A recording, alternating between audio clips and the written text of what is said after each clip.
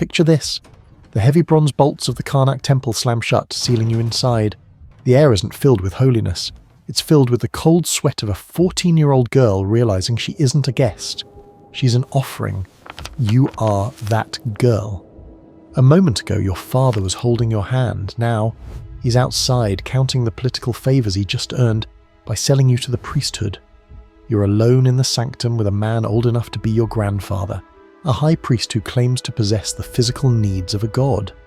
Forget what you know about royal weddings or romantic myths. This is the brutal reality of ancient Egyptian virgin rituals, a system where the line between religious duty and institutionalized abuse didn't just blur, it vanished. The statue of Amun looms over you, silent and stone, but the hands reaching for you are very much flesh and blood. So, when the priest steps forward to prepare you, ask yourself, is this divinity or is this a crime scene? Before diving into these forgotten stories of survival and suffering, if you enjoy learning about the hidden truths of history, consider hitting that like button and subscribing for more content like this. And please comment below to let me know where you're listening from. I find it incredible that we're exploring these ancient stories together from different parts of the world, connected across time and space by our shared curiosity about the past. To understand the trap that has just snapped shut around merit, our guide through this nightmare, we have to ignore the gold and look at the grit. Merit is not a mythical figure. She represents thousands of real daughters from Thebes' elite families. The history books call them Pallades or divine adoratresses, titles that drip with prestige. But the Greek geographer Strabo, writing with a mixture of shock and disgust, stripped away that prestige. He reported that these virgins were not protected from men, they were curated for them. Merit's entry into the temple begins not with a prayer, but with a transaction. Watch the action unfold. Her father, a nobleman desperate for the temple's influence, signs the contract. He walks away. Merit is immediately surrounded by elder priestesses. They don't speak to her, they handle her. In a small cold anteroom, they strip away her linen tunic, the last connection to her life outside. This isn't a ceremonial bathing, it is a physical inspection. They check her teeth, her skin, and her hips with the clinical detachment of horse traders. They are looking for flaws. Any physical imperfection means she is unfit for the god's pleasure. The horror here is the efficiency. This isn't a chaotic event, it's a bureaucratic process. Merit is processed, categorized, and assigned a cell within the harem complex. She's told that her body no longer belongs to her, it belongs to Amun. But since Amun has no physical form, the priests explain with terrifying logic that they must act as his surrogates. As Merit stands shivering on the cold stone floor, she realizes the terrible truth. She hasn't been sent here to lead, she's been sent here to serve. The door to the outside world is locked. The preparation for the god's bed is about to begin, and there is nowhere to run. As the echoes of Merit's footsteps fade into the labyrinth of Karnak, we must look at the man walking away, her father. He does not look back. In his hand he holds a papyrus scroll, a fresh decree that grants his family tax exemptions and land rights in the fertile Nile Delta. This is the ugly mechanics behind the spiritual facade. To understand Merit's fate, you have to understand the unique position of women in ancient Egypt. While they held more rights than their Greek or Roman counterparts, able to own property and initiate divorce, the temple system was a glaring exception, a vacuum where a woman's rights were dissolved the moment she crossed the threshold. The selection process was not a divine lottery, it was a marketplace. The position of the god's wife of Amun was the pinnacle of this hierarchy, a role so powerful it eventually rivaled the pharaoh himself. But to support this supreme priestess, the temple needed a retinue of Pallades, noble virgins who served as the musical and implicitly physical entourage of the deity.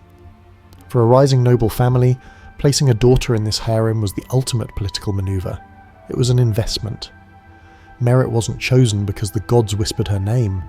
She was chosen because her father had enough influence to buy her a spot and enough ambition to sell her future. Back inside, the reality of this transaction begins to crush Merit.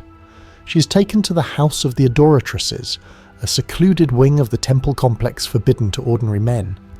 Here, the indoctrination is immediate. The first thing they take is her connection to the outside world. An older priestess, her face hardened by decades of service, confiscates Merit's personal amulets, the little clay bees figures meant to protect her from evil. The priestess explains that Merit no longer needs protection. She is now property of the god. This is a crucial psychological break. By removing her personal talismans, they strip away her individual identity. She is given a new garment distinct from the white linen of commoners. It is sheer, almost transparent, designed not for modesty but for display. This is the uniform of the Pallades. As Merit puts it on, she realizes the function of this role. She's being transformed into a living work of art, an object to be looked at, admired, and eventually used. The older women in the harem do not comfort her. They watch her with a mix of pity and jealousy. They know what comes next. They know that the title of Singer of Amun is a euphemism.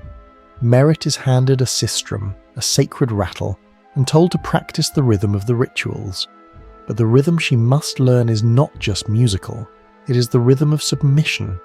She's told that her family has been blessed, that she is the luckiest girl in Thebes. But as night falls over the temple and the torches are lit, creating dancing shadows on the walls, Merit realizes she hasn't ascended to heaven. She's been locked in a golden vault and the key is in the hands of the priests who are currently deciding her schedule. The days that follow are a blur of steam, silence, and scraping bronze. Merit is taken to the purification chambers, a humid, windowless complex where the air is thick with the chemical tang of natron salt.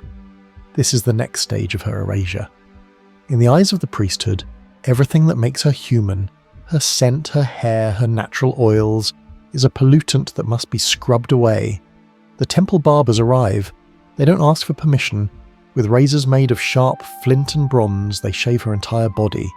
Head to toe, eyebrows, lashes, everything. For a modern viewer, this might look like a stylistic choice, but for Merit, it is an act of total exposure. She is left shivering, bald, and raw, stripped of the last vestiges of her personality. She's now a blank canvas, indistinguishable from the other initiates, ready to be painted with the identity the temple desires. Presiding over this assembly line is a figure of terrifying grandeur.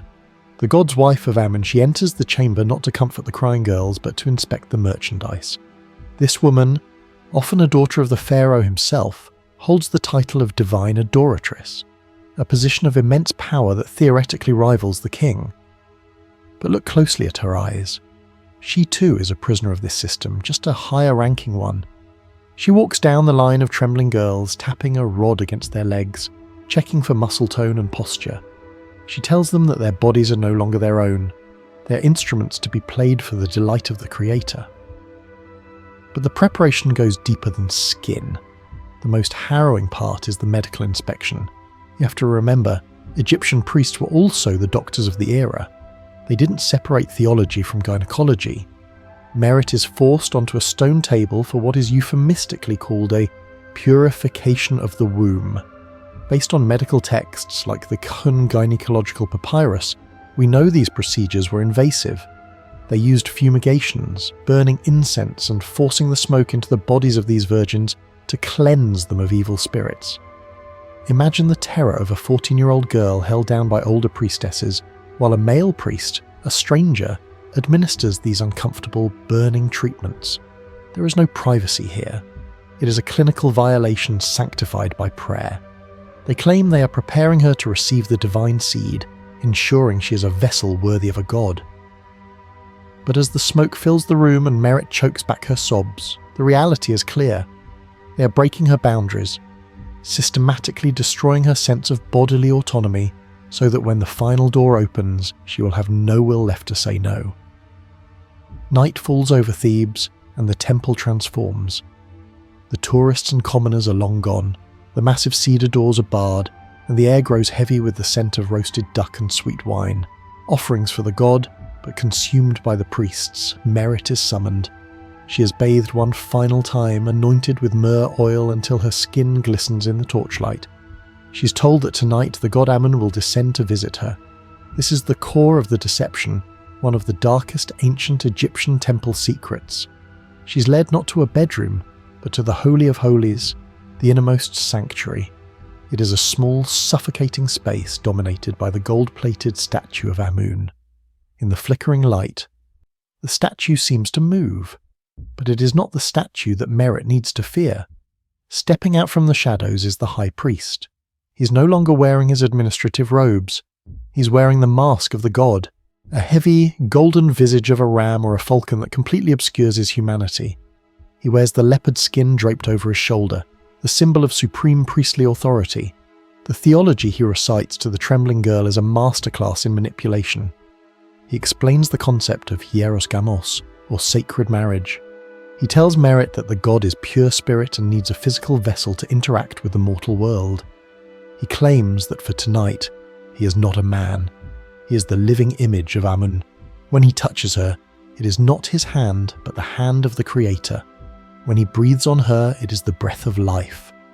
This is where the horrifying legend of the golden phallus enters the historical debate.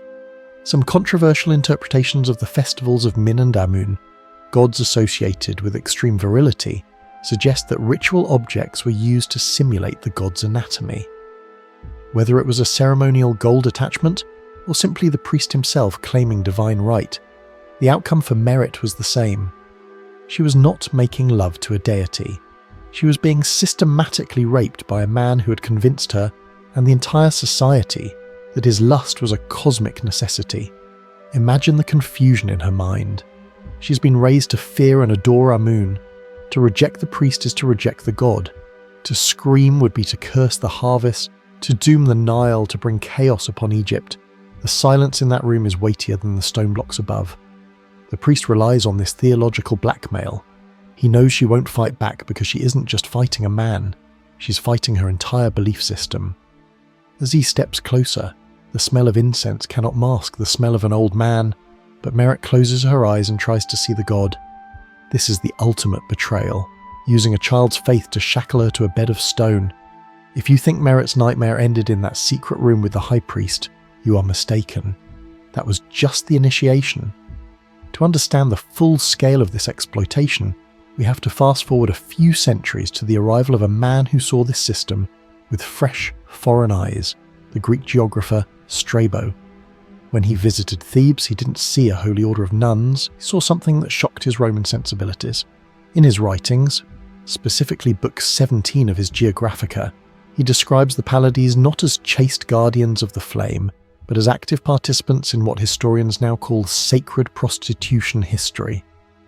Strabo explicitly notes that these highborn girls, the most beautiful and distinguished of their generation, were dedicated to Amun. But here is the twist that modern archaeology struggles to reconcile with our romantic view of Egypt. Strabo writes that during their time in the temple, these girls were allowed, even encouraged, to have intercourse with men. Not just the high priest, but potentially anyone who could pay the offering to the temple treasury. For Merit, this means the temple wasn't a convent. It was a brothel sanctioned by the state. The definition of virgin in this context is slippery. In the ancient world, it often simply meant unmarried, not sexually untouched. The ritual defloration wasn't a one-time event to seal a marriage pact. It was an ongoing service. The temple complex became a place where wealthy merchants, visiting dignitaries, and lower-ranking priests could purchase a blessing that came in the form of Merit's body. Imagine the psychological fracture this causes. Merit was raised to believe she was royalty, a god's wife in training. Now, she realizes her value is quantified by the silver rings and sacks of grain that pile up in the temple storerooms. Every night she must perform the mental gymnastics of convincing herself that these encounters are holy. She isn't being used. She is channeling the goddess Mut. She isn't being bought. She is accepting tribute for Amun. This reframes the entire economy of Thebes. The temple wasn't just a religious center. It was a commercial hub fueled by the sexual labor of elite women. And the most disturbing part? There was no shame attached to it at the time. Strabo notes that when these women eventually became too old for service, they were married off to high-ranking nobles, and their time in the temple was seen as a badge of honor, not a scarlet letter. But for Merit, standing in the doorway of her chamber as another stranger approaches, the honor feels heavy. It feels like a cage. She has learned the hardest lesson of the priesthood. In ancient Egypt, holiness was just another commodity, and she was the currency. Stories can be exaggerated. Historians like Strabo can be biased, but bones bones do not lie. To truly understand the dark secrets of ancient Egypt hidden within the temple walls, we must leave the ancient texts and step into the modern laboratory. Today, paleopathologists and Egyptologists are using CT scans and DNA analysis to look beneath the linen wrappings of these high priestesses, and the results are rewriting the biographies of the so-called virgins.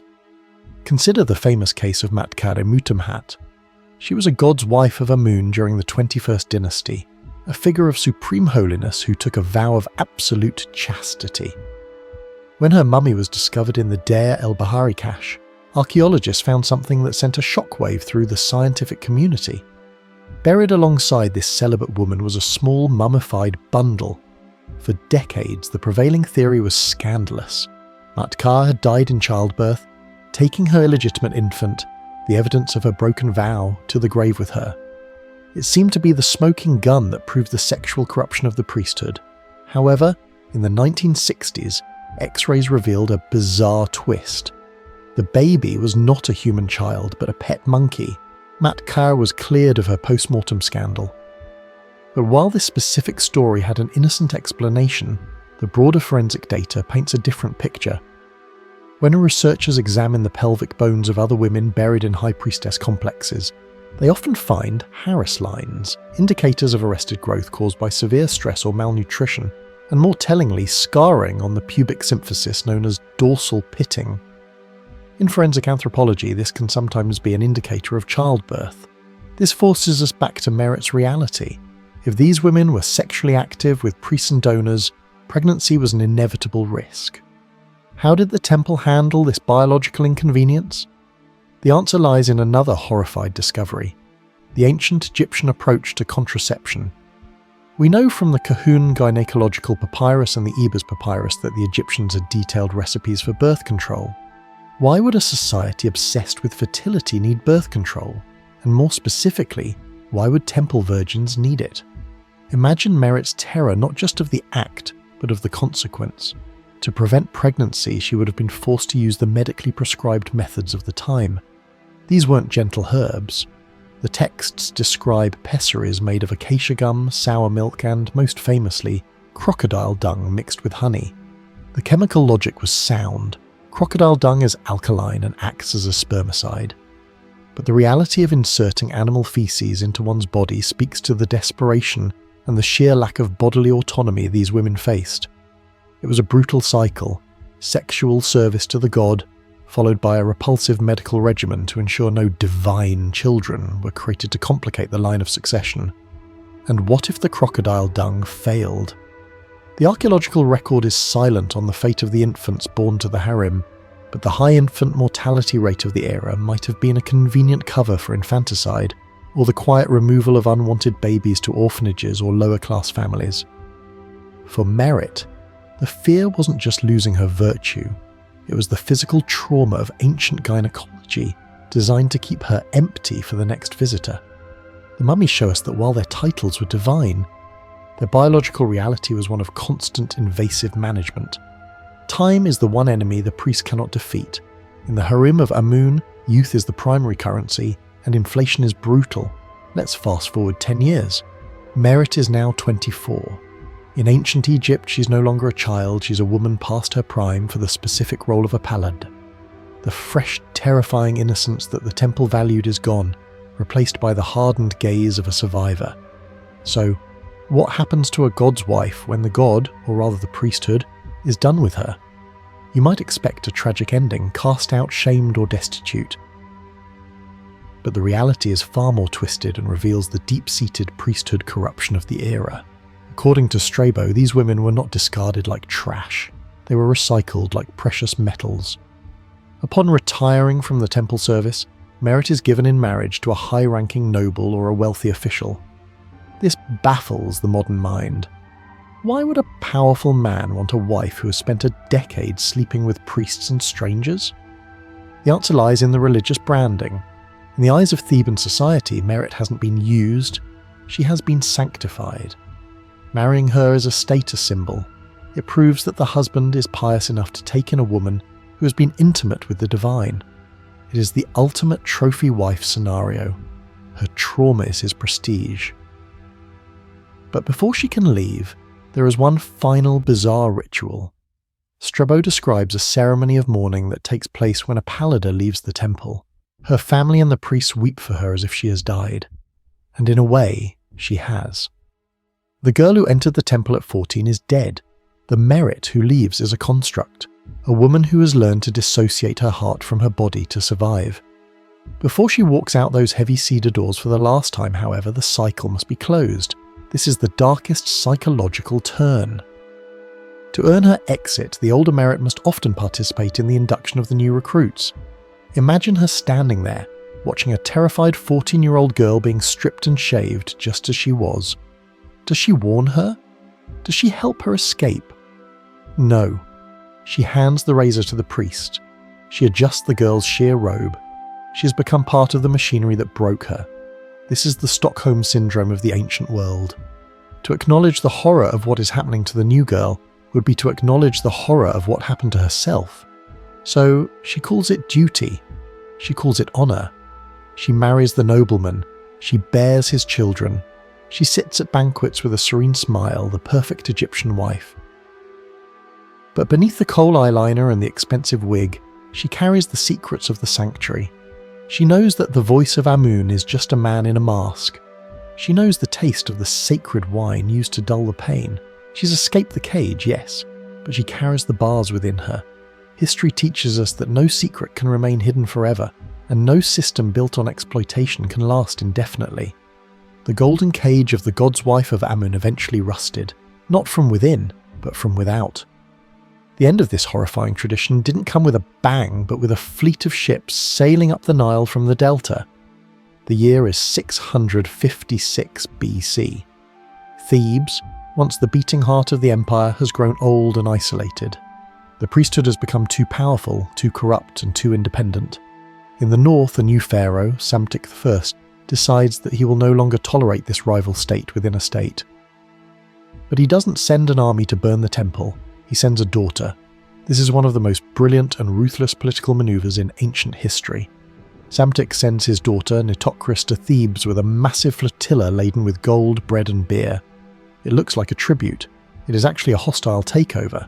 The current god's wife, Shepenupet II, is forced to stare down the barrel of this generosity. She has no choice. In a ceremony that must have felt like a funeral for her own authority, she's forced to adopt Nitocris as her successor. For the women of the harem, the future merits, this changed everything. The distinct, mysterious power of the Theban priesthood was shattered. They were no longer the brides of a mysterious, all-powerful god. They were now puppets of a northern king. The mystical veil was pierced.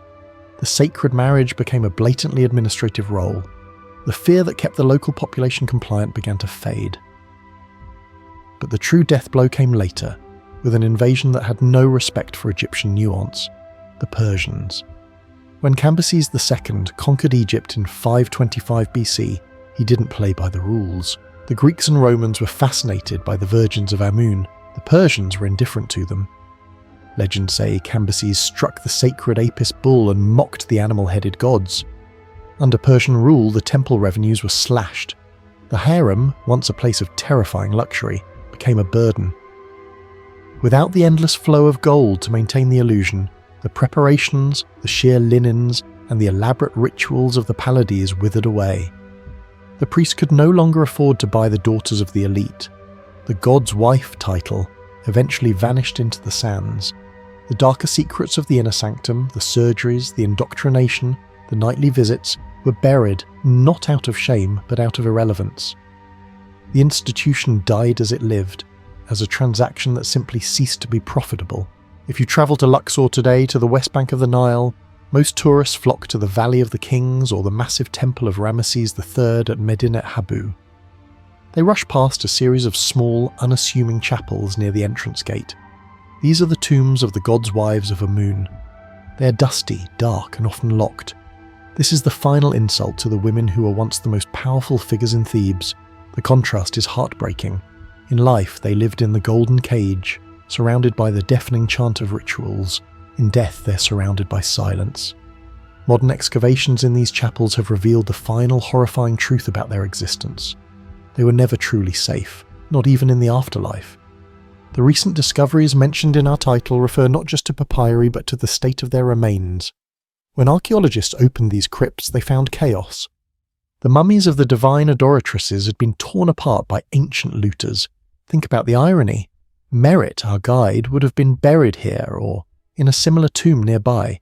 She would have been laid to rest with the sacred sistrums she played and the sheer linen she wore. But the gold that the priests adorned her with, the payment for her life of service, became her curse. Robbers, likely working with the knowledge of the very guards meant to protect the necropolis, broke in. They didn't just steal the amulets, they smashed the bodies to retrieve them. The vessel of the god was desecrated for scrap metal. The inscriptions on the walls of these chapels are also telling. They're filled with formulaic prayers and images of the women making offerings. But look closely at what is missing. There are no scenes of family life. No husbands. No children, officially. No personal achievements outside of their service to Amun. Their entire identity was constructed around their utility to the state religion. When that utility ended, the humanity was erased from the record. Standing in these dimly lit chambers, you can almost feel the weight of the air. It's a different kind of horror than the dark room with the high priest. It's the horror of erasure. We know the names of the pharaohs who waged wars. We know the names of the architects who built the pyramids. But the thousands of merits, the Pallades who sustained the religious economy with their bodies and their freedom, are nameless ghosts. Their history was written by the men who used them, framed as a glorious service rather than a systemic sacrifice. The chapels at Medinet Habu stand as a grim monument to this institution. They are beautiful, yes. The carvings are exquisite, but they are essentially mausoleums for women who were never allowed to truly live. The preparation for marriage to the god was in the end a preparation for a life of performative solitude and a death of anonymity. As we stand at the edge of the desert, looking back at the imposing silhouette of the Karnak Temple, the story of Merit and the thousands of real women she represents leaves a bitter taste. We started this journey looking for horrifying discoveries, perhaps expecting tales of monsters or supernatural curses. But the true horror we found is far more unsettling because it is so human. The preparation of these virgins wasn't the work of demons, it was the work of fathers, priests, and a society that prioritized power over people. The most chilling realization is not the physical trauma, the shaving, or even the deceptive rituals of the golden phallus. It is the fact that it was all legal, it was celebrated, it was holy. The greatest trick the priesthood of Amun ever pulled was convincing an entire civilization that the systematic exploitation of young women was a necessary act of cosmic maintenance. They took the most vulnerable members of their society, young girls, and turned their bodies into currency to buy favour from the gods and stability for the state. So why dig up these old bones now? Why does the story of a Pallade from 700 BC matter today? Because the mechanics of control haven't changed. The specific rituals may have vanished into the sands, but the use of ideology to justify abuse is a pattern that repeats throughout history. Whether it is a cult in the 21st century or a temple in the 21st dynasty, the method is the same. Strip away identity, isolate the victim, and rename the abuser's duty. When you look at the serene statues of Egyptian women in museums, with their slight smiles and perfect symmetry, remember what lies beneath the stone.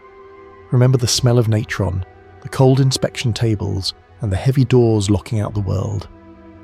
History is often written by the victors, by the priests who carved the hieroglyphs. But if you listen closely to the silence between the lines, you can hear the voices of the Pallades. They are no longer singing for Amun, they are warning us.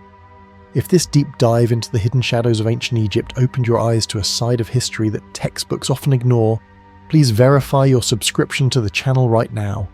We are building a community of critical thinkers who aren't afraid to look at the past's uncomfortable truths. Click that like button to help this video reach more people. The algorithm tends to bury dark history, so your interaction truly matters. And I want to hear from you in the comments. Do you think the families of these girls truly believed they were serving the gods, or was it always just about political power? Let's debate down below. Until next time, keep questioning the official narrative.